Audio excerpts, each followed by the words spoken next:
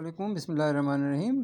اللہ پاک نے دنیا میں انسانوں کو جس مقصد کے لیے بھیجا اور جناب رسول اللہ صلی اللہ علیہ وسلم جس مقصد کی تکمیل فرمائی، وہ مقصد آج نظر نہیں آ رہا۔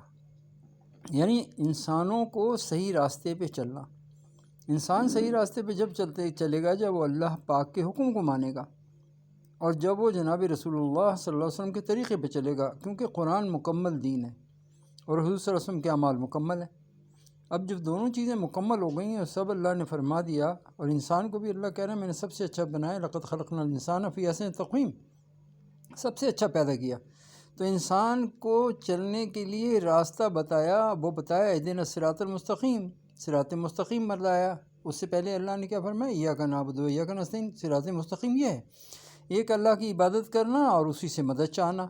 اب اس راستے کو تو لوگ بھول گئے، اس راستے کو بھول کے اپنی اپنی ترتیبیں بنانی سب نے۔ جو نبی کریم صلی اللہ علیہ وسلم کے اعمال ہیں وہ اعمال زندگی میں رہے ہی نہیں۔ اب اپنی زندگی کو اپنی مرضی سے گزارنا یہ دین نہیں ہے۔ اگر میں مسلمان ہوں تو مجھے یہ سوچنا پڑے گا، یہ فکر کرنی پڑے گی کہ حضور والے کون سے اعمال میری زندگی میں ہیں۔ کیا میں سچ بولتا ہوں؟ کیا میں امانت دار ہوں؟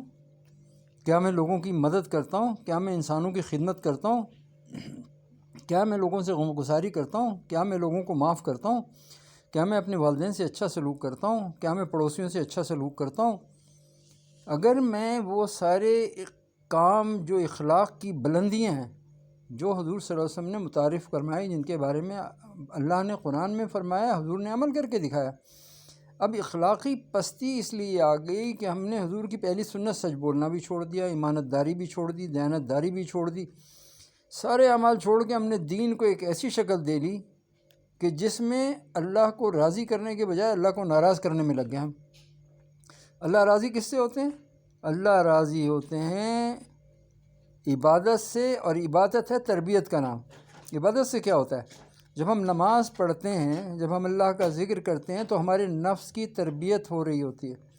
نماز میں بھی ہم صرف اور صرف ایک اکیلے اللہ کے بارے میں سوچ رہے ہوتے ہیں۔ ہم نماز میں کتنی بار اللہ اکبر کہتے ہیں؟ تو اس کا مقصد کیا ہے کہ اللہ ہی بڑے ہیں اور دنیا میں کوئی چیز بڑی نہیں ہے، نہ زراعت، نہ تجارت، نہ حکومت، نہ مال، کوئی چیز بڑی نہیں ہے۔ مگر ہم دیکھتے ہیں ہماری زندگی تو ان چیزوں کے پیچھے لگ جاتی ہے، ہم یہی کرتے رہے 24 گھنٹے کی زندگی میں، یہاں تک کہ دنیا سے چلے جاتے ہیں۔ تو نماز ہمیں کیا سکھا رہی؟ نماز سکھا رہی ہے کہ صبح سے شام تک کے وقت میں اللہ کا ذکر کرو۔ قرآن جو شروع ہو رہا ہے الحمدللہ رب العالمین سے شروع ہو رہا ہے، یعنی انسان کو دنیا میں بھیجنے کا مقصد کیا ہے؟ اللہ کی تعریف بیان کرے، اللہ کی بڑائی بیان کرے، خود بھی کرے اور دوسروں کے مجمع میں جا کے بھی کرے، اور لوگوں کو کہے کہ اللہ کی تعریف بیان کرنا ہماری زندگی کا مقصد ہے۔ اللہ کی تعریف بیان کرنے سے کیا ہوگا؟ ہم اللہ سے قریب ہو جائیں گے۔ جب ہم اللہ سے قریب ہو جائیں گے، اللہ سے ہمارا تعارف ہو جائے گا، تو ہمارے اعمال صحیح ہو جائیں گے۔ کیوں صحیح ہو جائیں گے؟ وہ اس لیے صحیح ہو جائیں گے، ہمیں اس بات کا علم میں آ جائے گی یہ بات کہ اللہ ہمیں دیکھ بھی رہا ہے، سن بھی رہا ہے، اور سب کچھ اس کے ہاتھ میں، ان اللہ علی کل شیء قدیر۔ اب جب ایک انسان کو اس چیز کا علم ہو جاتا ہے کہ میرا اللہ مجھے دیکھ رہا ہے، اور اس کا یقین ہو جاتا ہے، اور انسان کو یہ پتہ چلتا ہے میرا اللہ مجھے سن رہا ہے، میری دعاؤں کو قبول کرنے والا میرا اللہ ہی ہے، تو اس کے اعمال صحیح ہو جاتے ہیں۔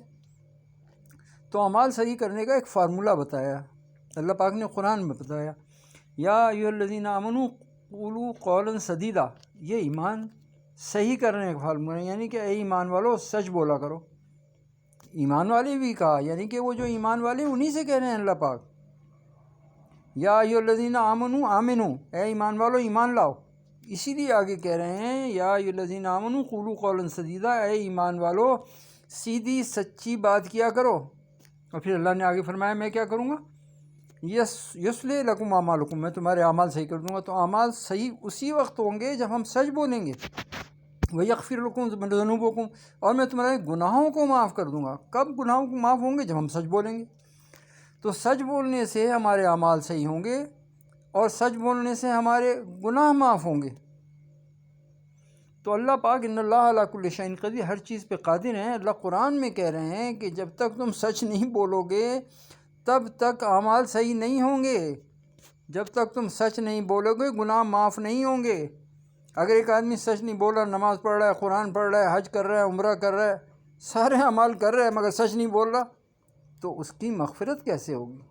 اللہ اس کے عمل ٹھیک نہیں کریں گے۔ پھر وہ کام کر رہا ہوگا کہ داڑھی بھی ہے، ٹوپی بھی ہے، اچھا لباس بھی ہے، مگر اس کے اخلاق نہیں ہوں گے، وہ سخی نہیں ہوگا، اللہ کے راستے میں خرچ کرنے والا نہیں ہوگا، اور اگر سخاوت کرے گا تو لوگوں کو دکھانے کے لیے کرے گا۔ تو میرے بھائیوں، میرے دوستو، قرآن میں اللہ پاک ہمیں بتا رہے ہیں کہ کاموں کو کس طرح سے کرنا ہے، مگر ہم قرآن کو سمجھنا نہیں چاہتے۔ ہم قرآن کو وقت کتنا دیتے ہیں؟ 24 گھنٹے کی زندگی میں ہم کتنا وقت قرآن کو دیتے ہیں؟ ہم تو دیتے ہی نہیں ہیں۔ جو ہم نے اگر نماز پڑھنے والے ہم ہیں تو نماز پڑھ لی، ہم نے سمجھا بس پورا ہو گیا، نہیں۔ قرآن تو مسلمان کی زندگی میں اتر جاتا ہے، وہ تو ہر چیز میں یہ دیکھتا ہے کہ کیا میرا اللہ مجھ سے راضی ہے، کیونکہ جب آپ قرآن کو سمجھیں گے تو یہ بھی سمجھیں گے کہ کن چیزوں سے اللہ راضی ہوتے ہیں، کن چیزوں سے ناراض ہوتے ہیں، کون سے ثواب کے کام ہیں، نیکی کے کام ہیں، کون سے گناہ کے کام ہیں۔ یہ کب پتہ چلے گا؟ جب کہ آپ قرآن کی طرف رجوع کریں گے۔ اگر قرآن کی طرف رجوع نہیں کریں گے، حضور صلی اللہ علیہ وسلم سے محبت کے دعوے کریں گے مگر عمل نہیں کریں گے، حضور کی پہلی سنت پہ بھی عمل نہیں کریں گے، یعنی سچ بولنے والی سنت پہ امانت داری بھی نہیں کریں گے۔ اب اللہ نے جو کچھ ہمیں دیا ہے یہ اللہ کی امانت ہے ہمارے پاس، یہ لوگوں کے لیے۔ ہم کتنا، ہمیں تو میدا چھوٹا سا ہے، 1 کلو کھا لیں گے زیادہ سے زیادہ، بہت کھا لے گا کوئی، 1 جوڑی کپڑا، 1 کلو کھانا، 1 چرپائی پہ سونا، یہ ہماری مختصر سی زندگی ہے۔ اس کے علاوہ ہمیں کیا چاہیے؟